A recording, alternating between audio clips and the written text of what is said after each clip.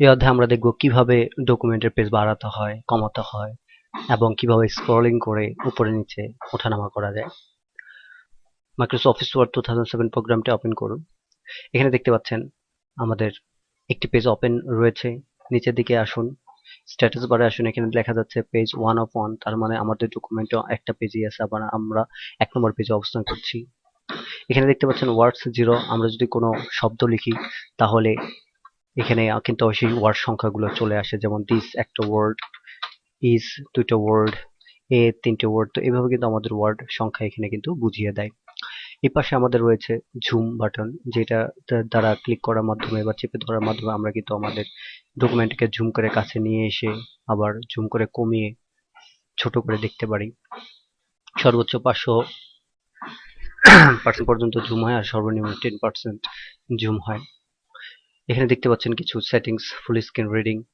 যদি ক্লিক করি তাহলে দেখতে পাচ্ছেন আমাদের উইন্ডোটা ফুল স্ক্রিনে হয়ে গেছে। ক্লোজ করার জন্য এই পাশে আছে ক্লোজ, ক্লোজে ক্লিক করুন। তারপরে এটাতে দেখতে পাচ্ছেন ওয়েব লেআউট, এটা হয়ে যাচ্ছে ওয়েব লেআউটে। এখানে মাইক্রোসফট অফিস কাজ করার জন্য স্ট্যান্ডার্ড পেজের মতো নয়, এভাবে কাজ করাটা আসলে মুশকিলে। তারপরে রয়েছে আউটলাইন, এটাকে বলা হয় আউটলাইন, আর এটা বলা হচ্ছে ড্রাফট। এটা স্টাইল। তো আমরা সবসময় কাজ করবো আসলে প্রিন্ট লেআউটে, যেটা এই স্টাইলে দেখায় এবং চমৎকার স্টাইল। এখানে আমরা দেখতে পাচ্ছি একটা পেজ আছে। আমরা যদি পেজের উপরে নিচে উঠতে চাই তাহলে আমাদের কিবোর্ডের আমাদের মাউসের যে স্ক্রল বাটনটি রয়েছে, চাকার মতো যে বাটনটি রয়েছে সেটাকে বলে স্ক্রল বাটন, সেটাকে ঘুরিয়ে আমরা কিন্তু পেজের উপরে নিচে উঠতে পারি। অথবা এই পাশে রয়েছে ভার্টিক্যাল স্ক্রল বার, যেটির মাধ্যমে আমরা উপরে এবং নিচে নামতে পারি।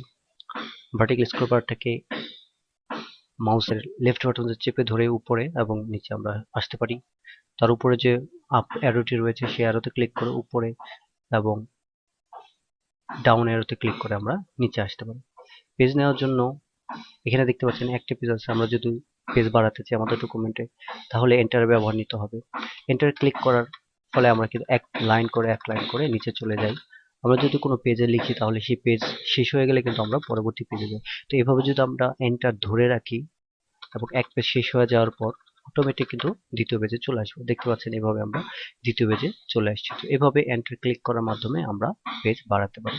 আর যদি পেজ কমাতে হয় তাহলে আমাদেরকে দুইটি পদ্ধতি ব্যবহার করবে। এক হলো শেষের যে পেজে আপনি আছেন, যেমন এখানে 3টি পেজ আছে, 3টি পেজের 3 নাম্বার পেজে আসছেন, নিচে আসছেন, নিচে থেকে উপরে উঠতে হলে আমাদেরকে ব্যাক স্পেস চাপতে হবে। ব্যাক স্পেস চেপে চেপে যখন আমরা উপরে উঠতে থাকবো তখন এক পেজে শেষ হয়ে আরেক পেজ চলে আসবে। অথবা দেখতে পাচ্ছেন এখানে দুটো চলে আসছে। আর যদি আমরা উপরে থাকি তাহলে আমাদেরকে কিবোর্ডে ডিলিট চাপতে হবে, যার ফলে আমরা এক লাইন বা এক অক্ষর করে করে আমরা নিচ থেকে উপরে চলে আসবে। দেখতে পাচ্ছেন এখন কিন্তু আমাদের ডকুমেন্টে একটা পেজ চলে আসছে।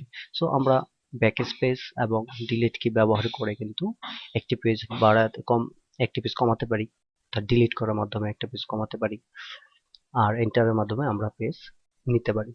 ধন্যবাদ।